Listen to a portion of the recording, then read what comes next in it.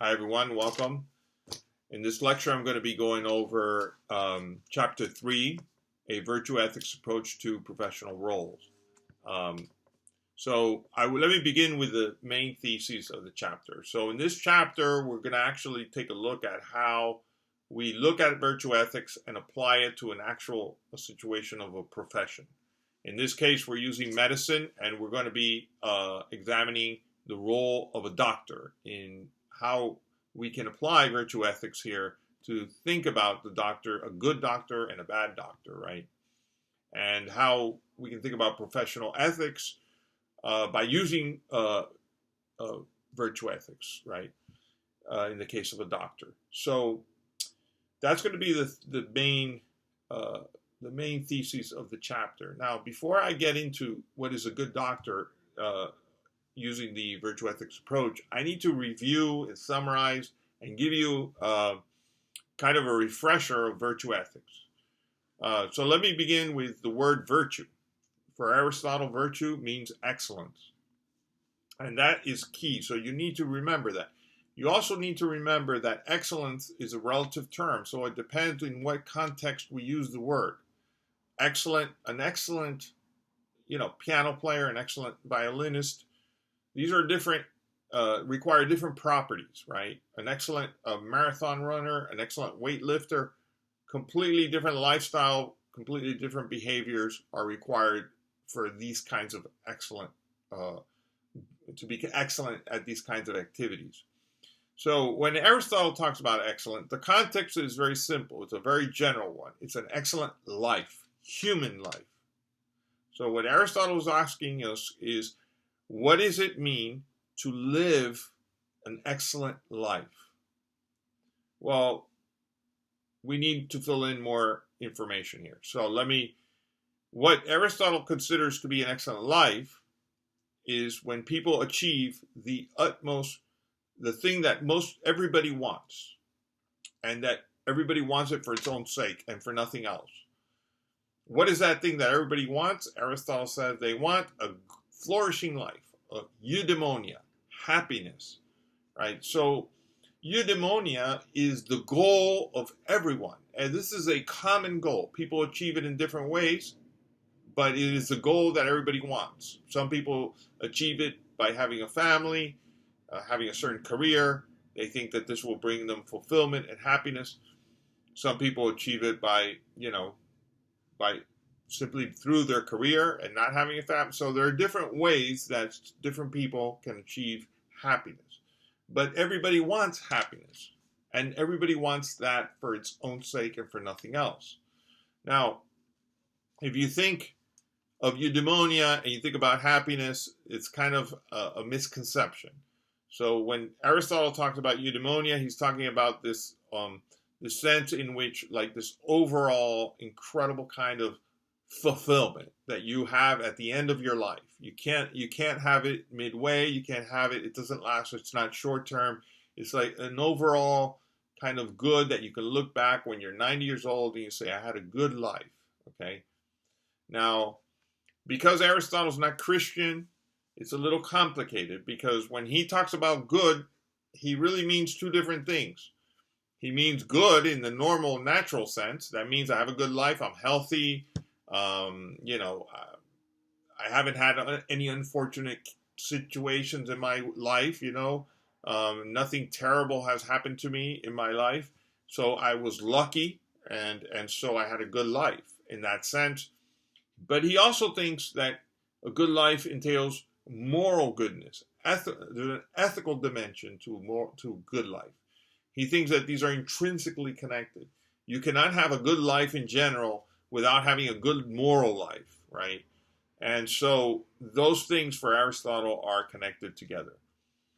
So this is the thing we aim for. How do we get there? Aristotle says, well, the definition of getting there, how we get there, is we live a great life, a good life, eudaimonia. We can achieve eudaimonia when we act in accordance with our nature. That's his definition. What does that mean? To act in accordance with your nature means to act in accordance with reason. What does that mean? To act in accordance with reason means to act in accordance with practical reason. For Aristotle, there are many different kinds of reasons. There's, this sort of pure intellectual reason. Maybe the mathematician can have that kind of power, rational power. That's not the kind of reasoning that he's talking about. There's other kinds of intelligences, such as social intelligence, or maybe ability to create things. That's not the kind of intelligence that Aristotle's talking about here. What Aristotle's talking about is practical intelligence, the ability to consider all my options and alternatives, deliberate over them, and make a really good choice, right? So that when he talks about practical reasoning, he's talking about the reasoning that is required to make decisions, but not just about our actions, okay? About our feelings and emotions and dispositions. So that's important because that really separates Aristotle from many other kinds of ethical theories and theorists. So Aristotle thinks it's not just about what I consent to do and not do and what I do and act. It's also about my emotions, my attitudes, my dispositions, the way I feel inside. So, if you are envious or jealous, Aristotle would say, you're not virtuous, you're not excellence, right? So I can control to some extent my feelings, my dispositions, my attitude. People have bad attitudes. Aristotle would say you can't be virtuous with a bad attitude. An attitude is part of your virtuous person, right? So, acting rationally, acting in according with my nature, which is to act rationally, is how I achieve eudaimonia, a good life, and being good. Now, how do I learn that? How do I know what it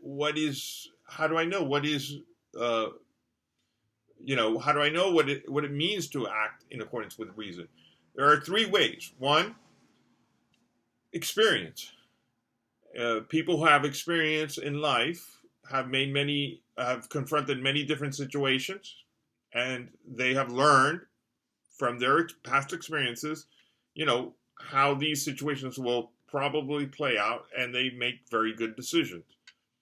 And so they use their reason, and they make good judgments because they've had a lot of experience in this area. Another way of doing it is to watch other people who have good lives. So good mentors, good role models, Aristotle says, that's another way we learn to deliberate about our decision making. And the third one is the golden mean, and you might have heard of this, right? So Aristotle always thinks that there are two extremes always to any kind of decision making, and you want to avoid those extremes. But you need to find where is the right place that you need to sort of put yourself in, right? What is the right decision here? And Aristotle again says, look, it's very difficult. There's no kind of absolute rule to make that kind of judgment, but there are right decisions and there are wrong decisions. And how do you learn this? Again, through experience and through good teachers and role models. So that is, in a nutshell, the virtue ethics, right?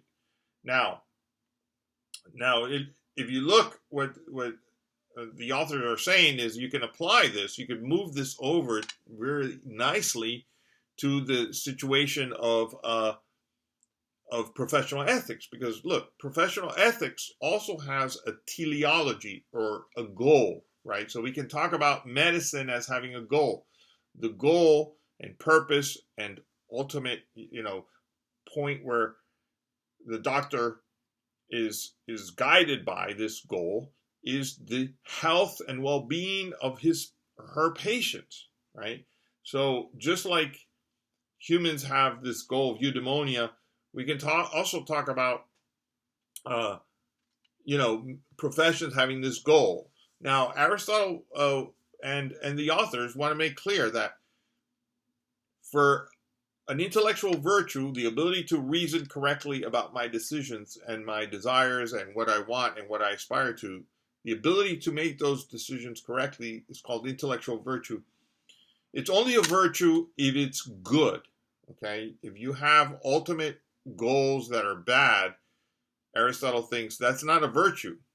And you could still think clearly and well towards achieving evil, let us say. He says that's different. He say you might be clever, but you don't have intellectual virtue. So it's absolutely necessary that the goal be something good. In the professions, it's the same thing. So in the case of medicine, it's easy because, of course, medicine tries to achieve something good, which is the health of your patients. And the health of your patients is something that is absolutely necessary for eudaimonia. For a good life, you need to be healthy, Aristotle thinks, right? So it fits in very well. Now,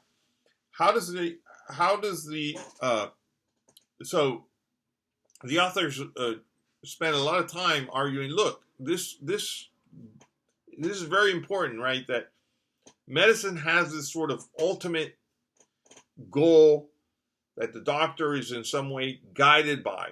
It's the overarching goal that the doctor can never kind of step away from. And they used a lot of examples to show this, right? In the case of assisted physician suicide. So it's very reasonable for a doctor to say, look, I cannot help you kill yourself, because it goes against what I do as a doctor, which is to focus on health and never harm my patients, right? But I'm not against it, right? I have no problem, if I take my doctor hat off, I have no problem with your spouse, if your spouse does it, right, out of love, a mercy-killing situation, right? So you can have these views. As within the profession, I'm sort of constrained by my goals, right? In the profession as a doctor, my goal is always to help and make healthy my patients, right? Now, how do I do this? Same thing. If you think about it, you could say, the doctor has to use reason, practical reason, the intellectual virtue. What is it? How do I make decisions that advance me towards that goal? Any decision that deviates from that goal is a bad decision. Any decision that advances that goal is a good decision. How do I do this? You could do the same thing. You have doctors who have achieved that goal. You have doctors who are excellent doctors. They're virtuous in regard to their excellence with respect to their goals of making people healthy. Now, we can say, well, look at what they do. Use them as role models, right? Through you learn through them. Like Aristotle thinks in life, you learn through good people who have achieved flourishing and good lives. I can learn to be a good doctor by looking at how good doctors behave, right? So very similar, you see. Now, let me get into another section, another part of virtue ethics, which is the moral virtues. So Aristotle thinks that the intellectual virtue is the thinking one, the one that allows me to make the right calls, the right decisions, the right judgment. There are also moral virtues. Now, for Aristotle in virtue ethics, Aristotle says, look, I am highly influenced by my natural desires, my desires to seek pleasure and avoid pain. Pleasure and pain. I seek pleasure, avoid pain.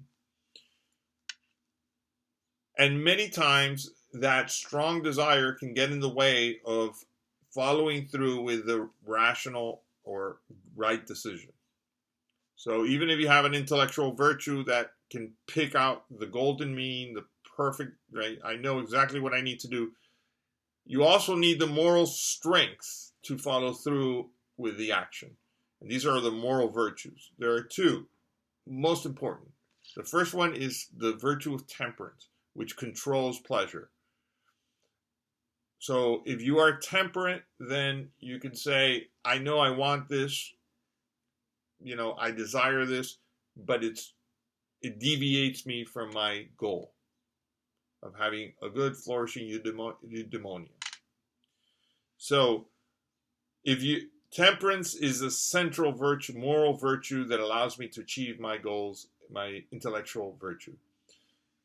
The second important goal of moral virtue is courage and confidence. So courage allows me to confront painful situations, or situations either physically or psychological painful situations. And so courage is an important moral virtue that allows me to follow through in the decisions that my intellectual virtue makes. So,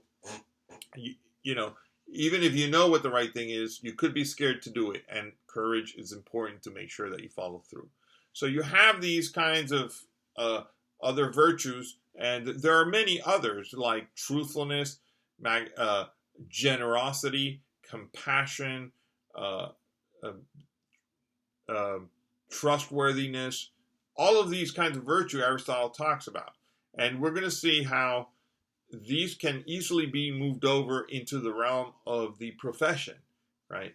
So remember that also, it's this is something that you need to analyze and think about. So for many ethical theories, the only thing that counts is what you do. And for Aristotle, that's not the case. So for Aristotle, what counts is how you feel about what you do. So it's not just what you do, but it's also why you did it and how you feel about it. You need to like to do it. You need to want to do it. And you need to feel good about doing it.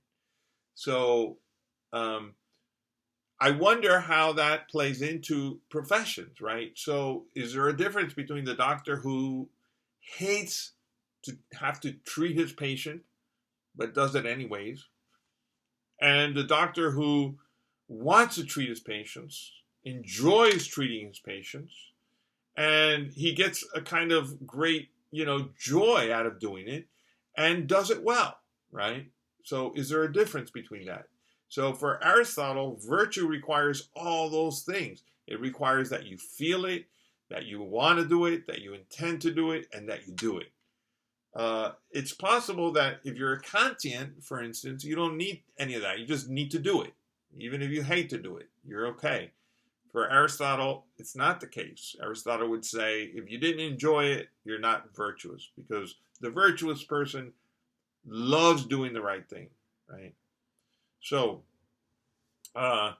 we can now say, look, what makes a good doctor? Well, what are the kinds of things, kind of properties that a doctor should have, the dispositions, right, and the attitudes and behaviors that a doctor should have to fulfill this ultimate goal of health. Should respect your patient, so doctors should be respectful. To be a good doctor, the patient needs to trust you, so you need to be trustworthy. To be a good doctor, you need to inform your patient, right?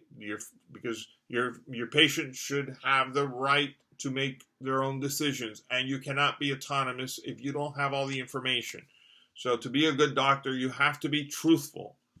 You have to care about your patient, according to Aristotle.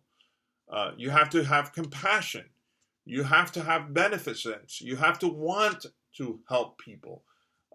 So, as you can see, I think that you can make a nice and easy transition from this virtue ethics of life, right? What is an excellent life, to what is an excellent doctor?